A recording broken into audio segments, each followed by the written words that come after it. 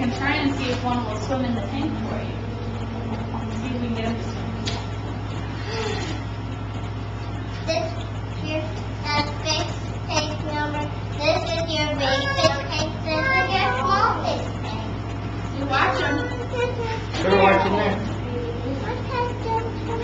Let's see him jump. My starfish. Why do you have a starfish in there? Because the starfish makes the sea scallops swim. It knows the starfish is there, and it knows the starfish would really like to eat it. Look at Look at him getting away.